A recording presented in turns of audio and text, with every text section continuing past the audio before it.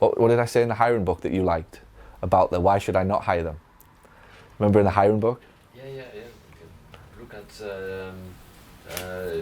why you should not do it. Yeah.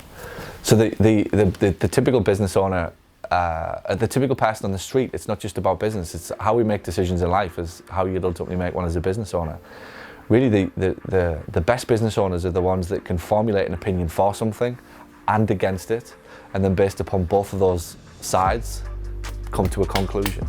So with hiring, when Xavier read my hiring book, he said like the greatest thing of the book was the question to ask. Why should I really like you, but before I give you the job, let me just spend an hour thinking about why I shouldn't hire you. Just, if nothing else, just put the brakes on. Can I find any reasons that I think are wrong here? Because we're so tempted to go, but we all have a bias towards everything. And in hiring, it's usually an emotional bias towards getting a problem solved by somebody who smiles at you in an interview. And it's like, this problem is solved by this person. So I have a bias towards wanting to find the first person that appears to solve the problem as fast as is possible. But it doesn't mean I'm going to make the right decision. So that's my bias. So when you understand that you have a bias in every situation that you're in, I have a bias towards online, right? So I'm having to go there and I'm going back and forth with myself, and I'll be like, shall I? What's all the reasons I should and what's all the reasons I shouldn't? It's not necessarily that it's right for me to have a strong opinion on one or the other. It's that I have a balanced opinion, that at the end of a good discussion with my staff or with myself, these are the reasons we should keep it, these are the reasons we should stop it, and somewhere in the middle is the answer. The ability to make a good decision is predicated on your ability to hold in your head multiple opposing thoughts about the same thing at the same time. Write that down. The ability to make a good decision is predicated on your ability to hold multiple opposing thoughts, so for and against, about one topic at the same time.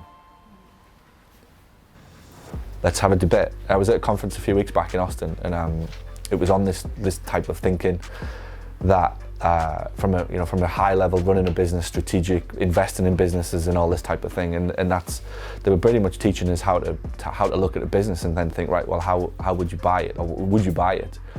And it's very easy to look at the profit and the facts of the growth of the company. And that's the bias towards wanting to buy it. But then what you have to do is debate, well, why wouldn't I buy it? What could be going wrong here? What am I not seeing? And it's a principle that I've come across before and applied for a while that has to happen in here with every decision that I make, for it to be balanced, for it to be the best possible chance of getting the outcome. So again, this conversation right now isn't necessarily about Facebook. It isn't necessarily about online or offline inquiries. It isn't about, what was the first one? The HOTS. It isn't necessarily about, do we go expert or not expert? It's about a debate. That if we debate this thing out, we'll get better answers. If we get better answers consistently, guess what we'll have as a business? Better business. It's like what I said yesterday, I'm not really telling you what to do, I'm just trying to help you think better so that you come up with your own better decisions to make your own answers, because your business and circumstances is very different from what I believe in. But how we come to the conclusion, non-negotiable. Like there's how we come to a decision, it's the same. The decision can be different, but how we conclude or arrive at that decision is exactly the same.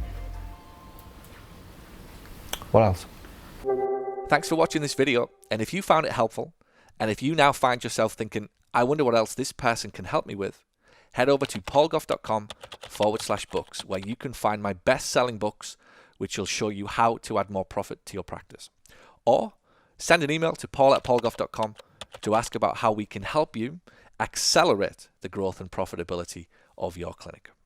And by the way, if you know anybody who would find this helpful, please share this video out. Thanks so much.